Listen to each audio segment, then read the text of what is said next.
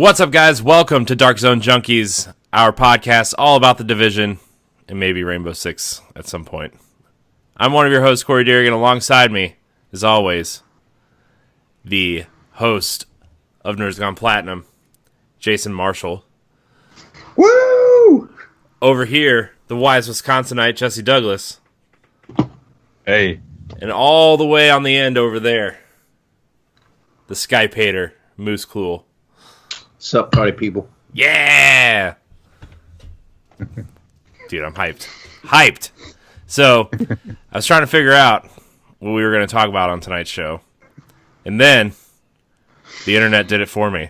So, tonight's main topic is going to be the Division 2 is skipping Steam in favor of the Epic Game Store, which is a big deal, right? I mean, I think we all kind of agree. For PC, at least, that's kind of a big deal. So, what are your thoughts on that? I know we're playing on consoles. I know you guys are playing on PlayStation, and Jesse and I are probably going to be playing on Xbox. But why? Why do you think they did this? Well, there's no doubt they did it for profit. The amount of percentage they get from Epic is 88%? Yeah. And I think Steam is 70%. Yeah. And from their point of view, I mean, I used to, when I played PC, it was annoying if a game wasn't in Steam. But to be honest, I have EA Origin, the launcher. I have the Bethesda launcher. I have the Steam. I have the Blizzard launcher. They're all right in front of me. It's not like, Corey, you're playing PlayStation. Jesse wants to play. You have to turn the PlayStation off. Go turn the Xbox on. Switch. Like the computer, you're all right there. All right, fine. If you want to be picky about it, it's annoying. But once you're in the game, it doesn't matter. Yeah. Someday, we'll be able to play with you guys. I think on PlayStation 5, we'll be able to play with you guys. Well, especially if, the whole thing was that they said, with the Epic Game Store, that they were going to have, weren't they going to basically have the cross-platform stuff all built in? Yeah. So then, any games that are using that will basically be able to just flip it on like a Switch. Yeah. For any game that's in there. Mm-hmm. Yeah. So that'll be kind of nice. Yeah. But, Is it... Do we know if it's just a limited time, or if it's indefinitely? I don't know. I mean, they're selling it on the Uplay store also, but I get that you want the most out of what platform you're putting it on, but there's got to be some sort of deal in place, Moose. You and I were talking about this in the chat, where there's got to be some sort of deal going on where, hey, Epic is enticing Ubisoft to put their games on the Epic Store without putting it on Steam. Because if you're someone as big as Epic, why wouldn't you just or as big as Ubisoft, why wouldn't you just put it on both stores? So there's got to be some sort of deal being made. Mm-hmm. I wonder if they're. I know you were saying that they use their own engine for the game. Maybe they made a deal with Epic where they're like, hey, let us, use part of the new Epic engine for the next gen consoles, and for us to have access to that, we'll put the Division 2, on your store. That could have been the wash. You know what I mean? Allow us to use your engine to understand it and upgrade ours.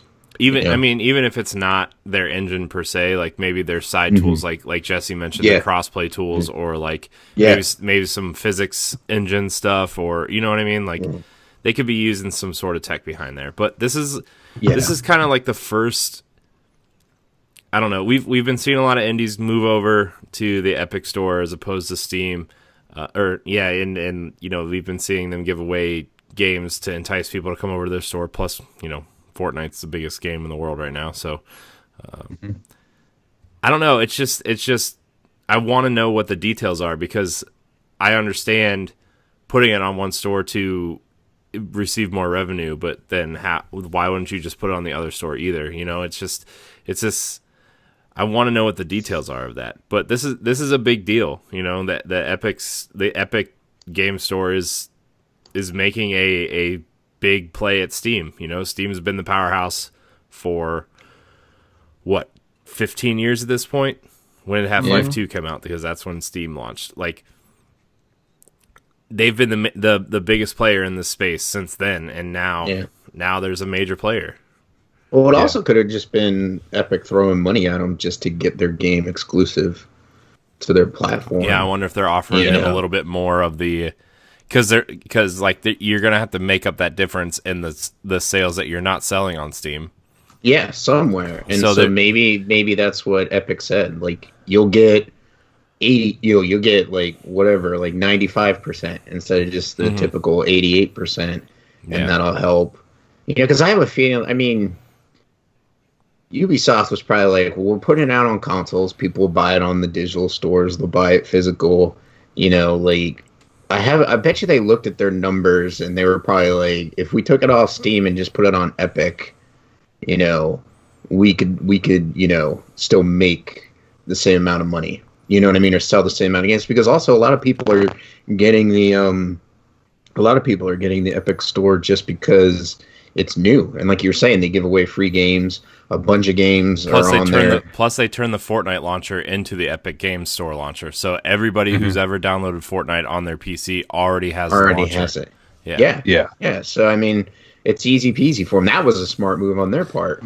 You know, and they've got some deep pockets because a lot of people use the Epic engine. A lot of people do. Yeah. So, I mean, I think almost every game except for like in Xbox's first party, I think everybody uses Unreal except for 343 does not use it for Halo, and I don't think, you know, Turn 10 or Playground use it for Forza, but, you know, Ninja Theory uses Unreal, Compulsion uses Unreal, the Coalition uses Unreal. Like, just from Microsoft's standpoint, everybody uses Unreal except for, you know, the select few.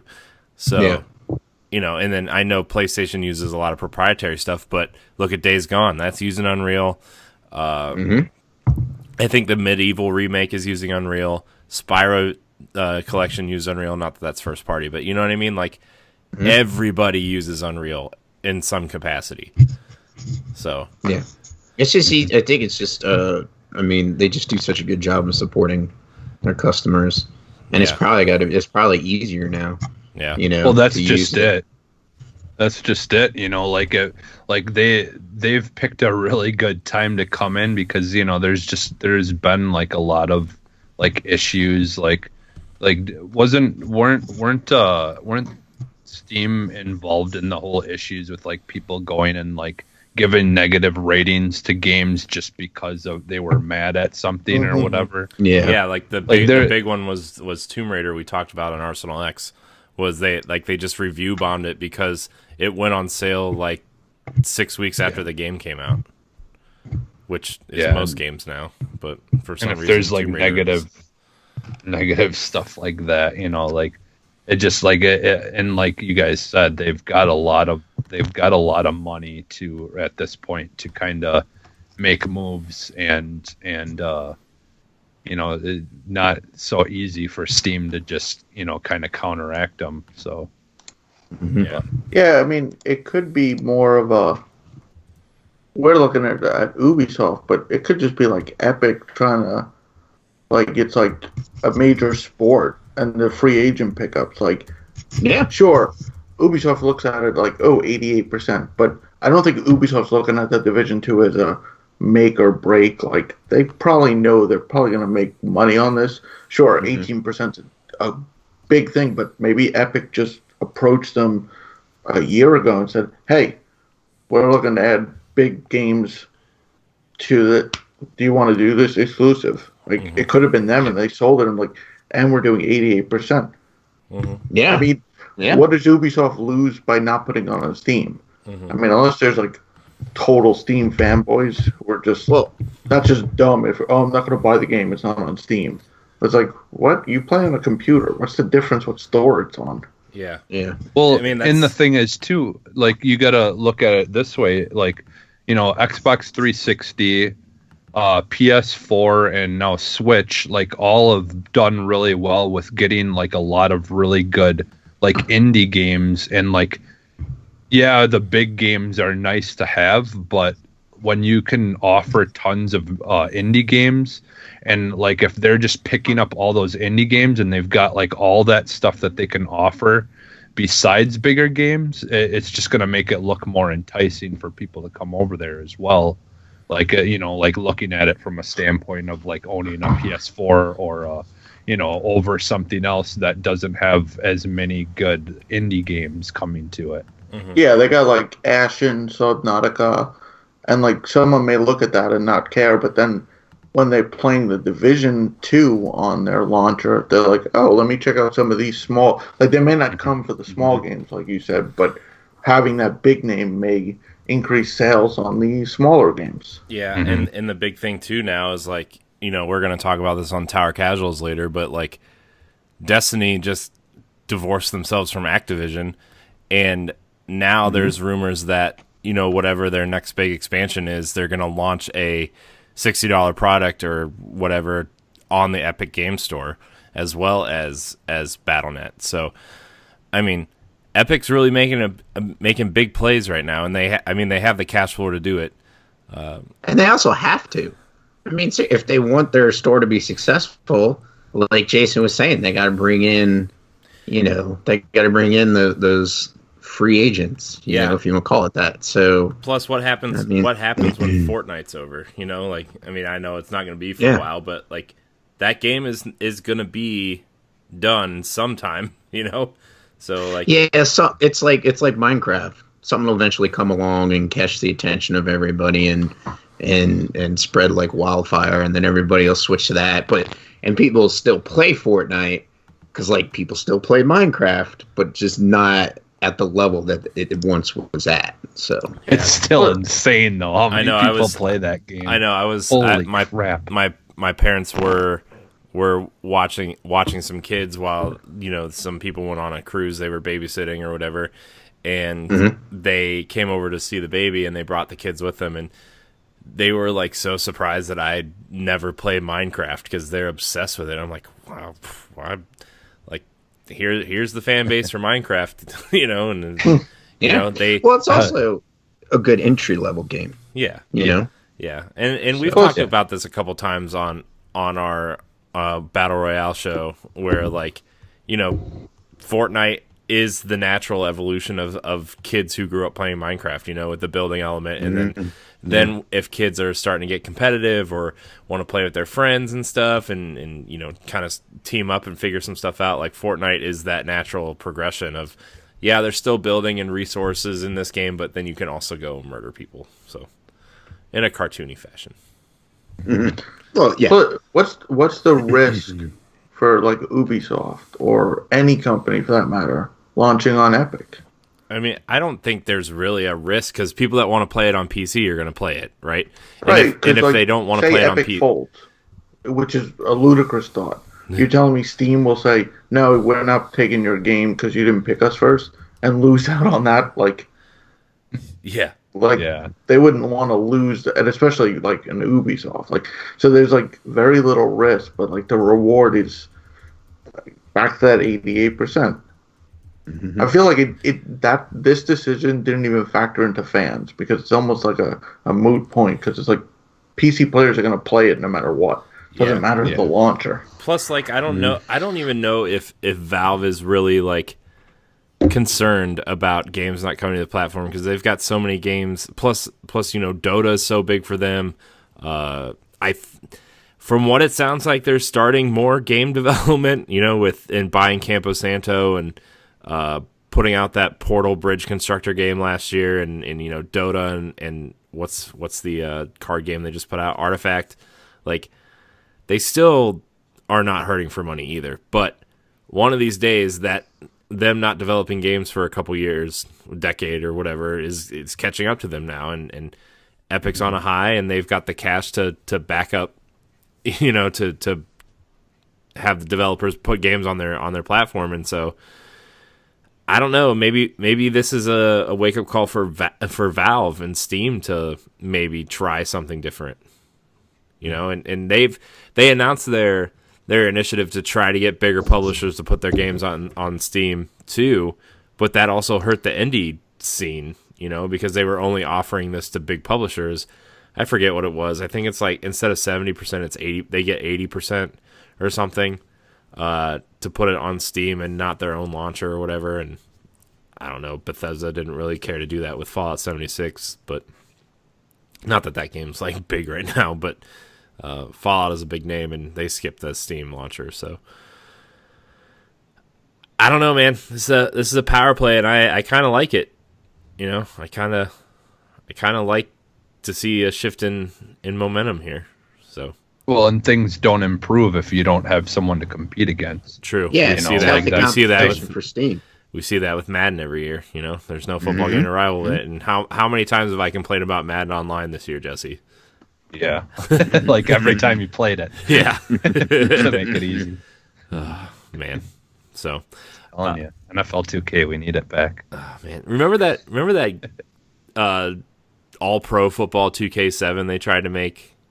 You had mentioned it. I never did get to play it. Man, that was a cool football game. It was NFL 2K, but with you got to create your own league, and it had all these all-star players, and like you had a certain amount of points, and like you had different tiers of ratings of players, and you had like the gold tier players, the silver tier players, the bronze tier players. And you got to spend your currency however you wanted. Like, you could have, like, 3 gold tier players, but then you couldn't have, like, any other all-stars, and it just filled your rosters with, like, I don't know, not garbage players, but no-name players. and you had to spend your currency wisely, and then you could, like, create up to, like, 30 players to also add to your team. It was awesome. That game was cool. Yeah. Didn't they have like retired players too? Because no, they were all retired players. Because EA had they had the rights to any active player or something at the time. Yeah, because that was in the transition, basically, wasn't it? I feel like Elway was on the cover. Yeah, I think John Elway, Jerry Rice, and I want to say Deion Sanders were on the cover. Was it Deion or Barry? No, I think it was Deion Sanders. Was it? Oh, okay. Yeah. So it was cool though. That was a cool game. So, welcome to Dark Zone Sports Talk. Yeah. It always finds its way into the podcast at some point. Yeah. Moose tunes out and drinks his beer. I don't have a beer tonight. Oh no! What? Moose doesn't have beer? I almost opened one last night. I almost popped one open. Might do it later. Yeah. I mean, I don't think this is a huge deal. I mean, it's not like From Software saying Bloodborne 2 exclusive to Xbox. Yeah. Like, obviously that's a bigger deal because it's 2 different systems. Mm-hmm. I mean, like I said, I turned my PC on. Like, I didn't let it happen, but like 5 different launchers could have started with Windows, which is obnoxious, but once you're in the game, who cares? Yeah. Plus, who knows, maybe Epic, the games run differently for the publisher, the developer. Maybe support works differently. Maybe that's why Bethesda launches its own games, because they could help. It's a better support way. But it seems like it doesn't affect us. It's more of and like you said, maybe it's a wake-up call for Valve. Yeah. Or it could be an exclusive. Maybe like Moose said, maybe it's an exclusivity deal. Yeah. Maybe in a year, it launches on Steam. Mm-hmm. Yeah. But who knows if there would be crossplay, though. Yeah. If you're playing on Steam, I don't know what games are on Epic and Steam, if there are any. So I don't know if they do communicate together. I think, don't most games, though, because I know, like, once you buy, at least in Ubisoft's case, even if you buy it on the Uplay store, you can have the rights of the game transferred to your Steam library also. So, it's not the rights, so, like, when I was playing Warcraft and StarCraft, you can have it launched through, like, you can basically create a shortcut in your Steam library. So, basically, you take the desktop shortcut, put it into Steam. So when you're in your library list, you could just launch it. But I don't know if you could do that with it being through the Epic launcher. But this was also when I did this pre-Blizzard launcher. This is when StarCraft was like a desktop icon for me. Yeah. Yeah. Oh man, the good old Or days. Battlenet. All I had to do was open Roller Coaster Tycoon from my desktop and just played. Like last Monday. Just kidding. All I had to do is put in those floppy disks in the drive. Jeez. Floppy disks. Oregon Trail. You died of dysentery.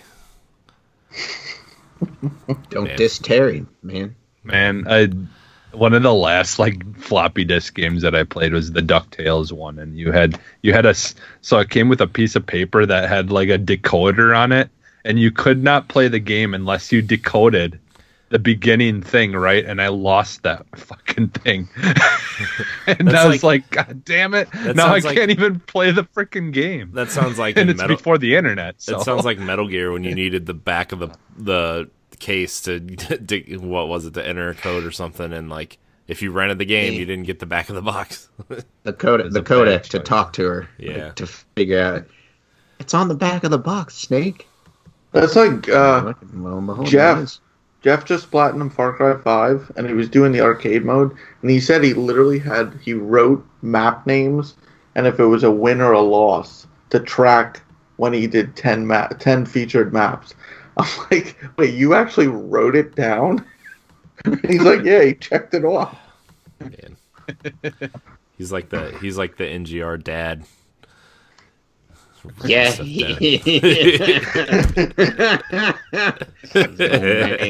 He's old. Can I clip that part and just start the podcast? He's like the NGR dad. Yeah. And Jeff.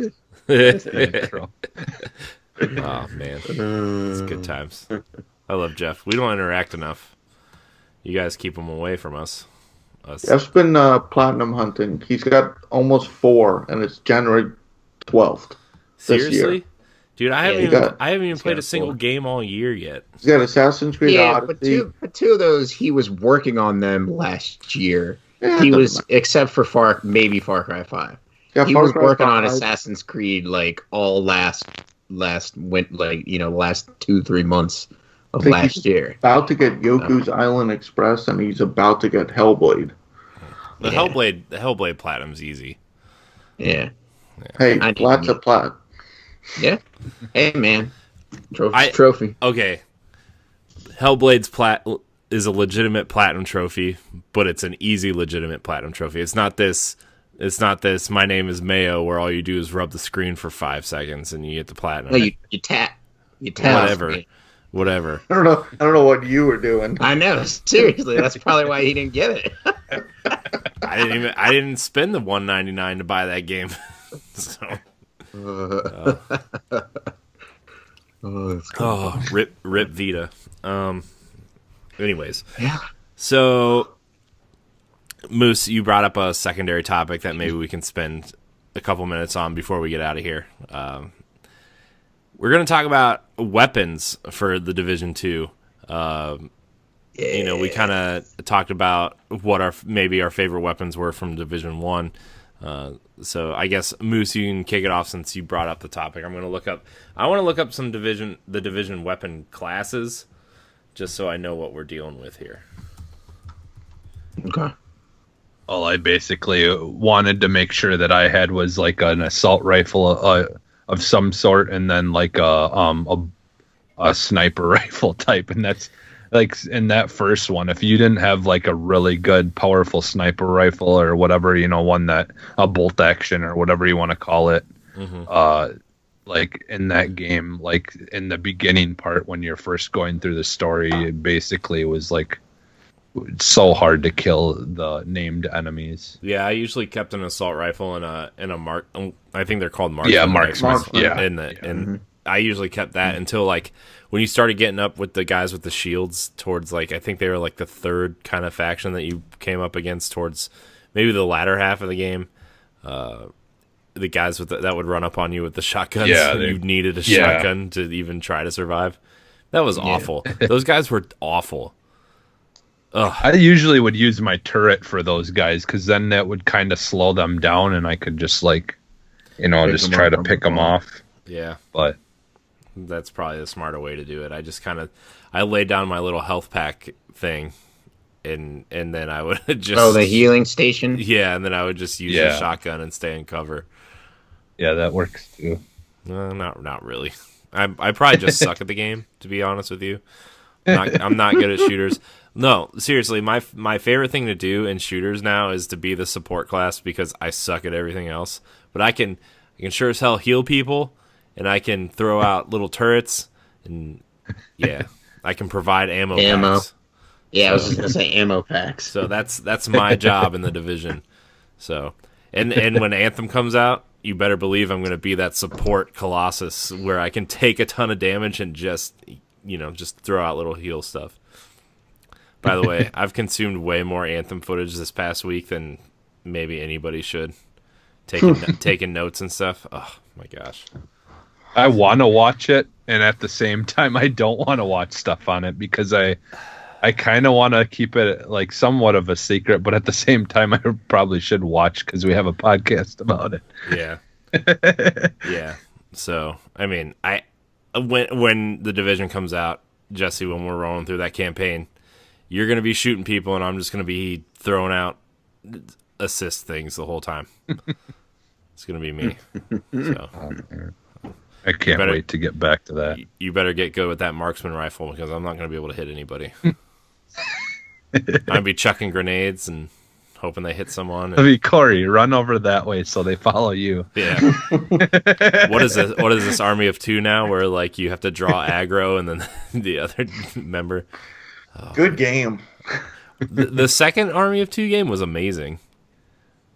It was awesome. We had to collect all the masks, and the masks gave you like special. Oh my gosh, it's awesome! I wish it was backwards compatible, but it had such a killer soundtrack that it would cost too much money for EA to license out those songs. Yeah, man. And then the Devil's Cartel was just a huge disappointment. Oh man, what was that other co-op game like that? Oh, Kane and Lynch. Yeah. Oh, remember that? Yeah. Yeah. Oh, those didn't do too well, did they? I never really did get a chance. I still haven't played A Way Out, or is it A Way Out or whatever? What's the straight up co-op game by the guy that did Brothers, Joseph Ferris or whatever. Yeah. I don't know. I feel like I've heard enough people say that that's one you can skip. So.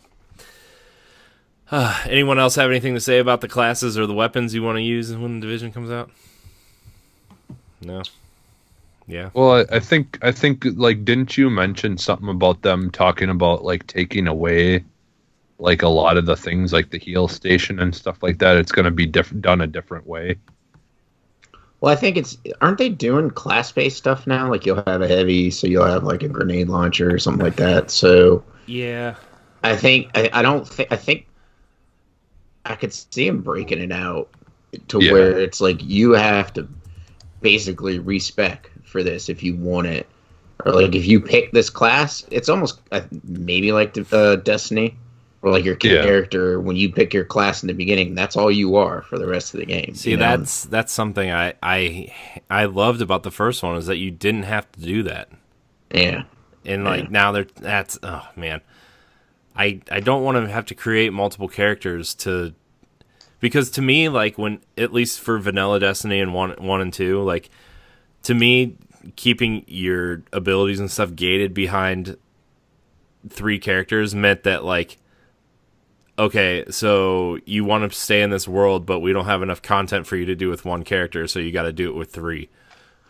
Yeah, that's true. So well, and just the whole idea of going solo, if you can't heal yourself, or whatever, like faster because you have to have that class.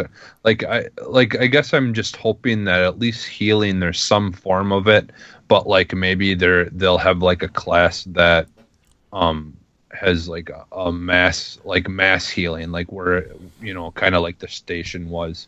Where like where you could just drop it and then everyone in the circle gets healed by it. Yeah, like because you could basically heal no matter what in the other game. Yeah, I'm looking up these things. Okay, so here's kind of the details on that though. It's the characters are going to be set up the same way as the Division 1, But the end game content, once you hit a certain level, you get to choose a specialization, and the specialization is sharpshooter, demolitionist, and survivalist.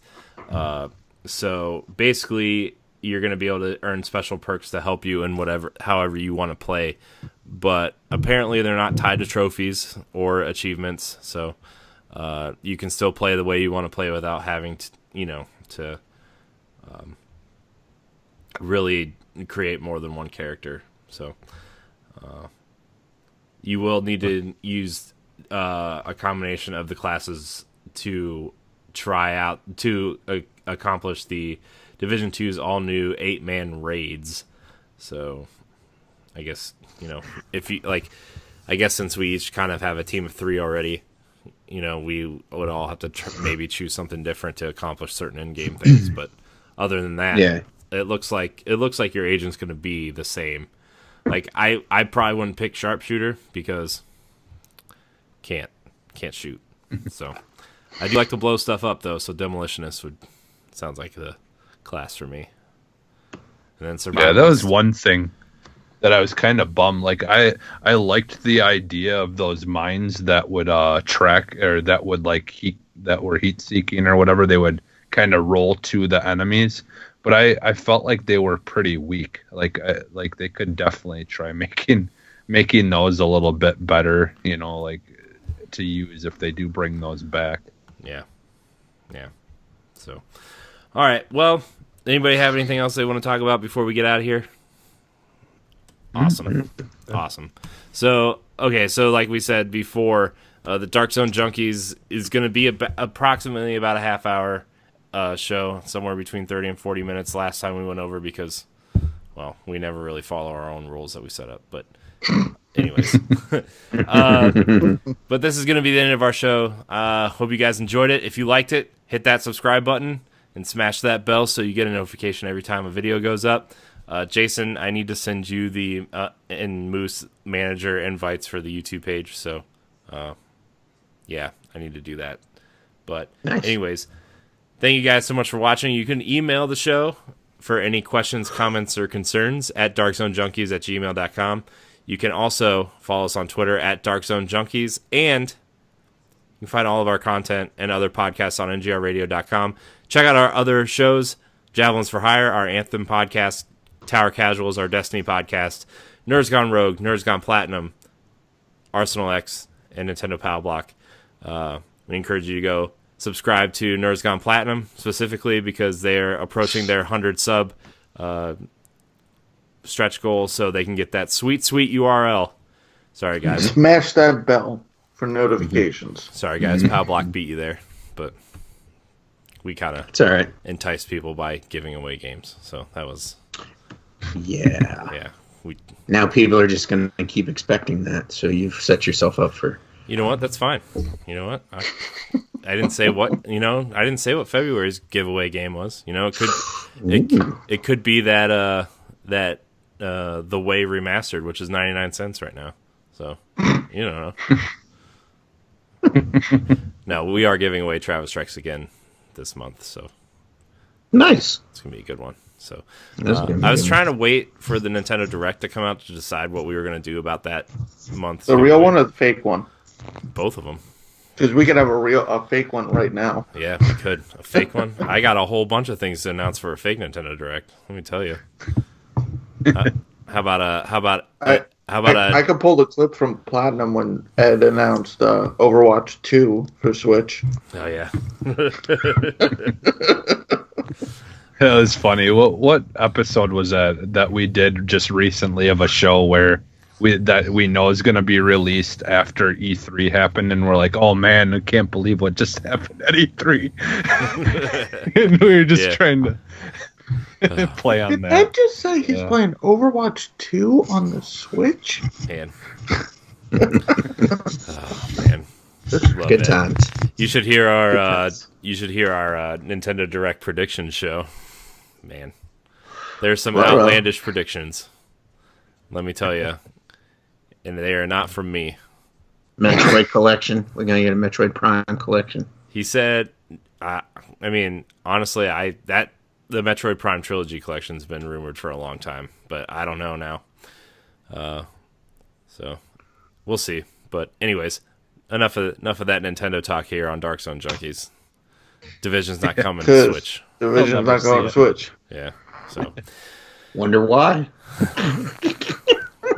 What are you talking about? Nintendo Switch Online is the best way to pay for something that you can't use. Anyways, thank you guys so much for watching Dark Zone Junkies. Remember to like, subscribe, and share. And until next time, we love you. Peace.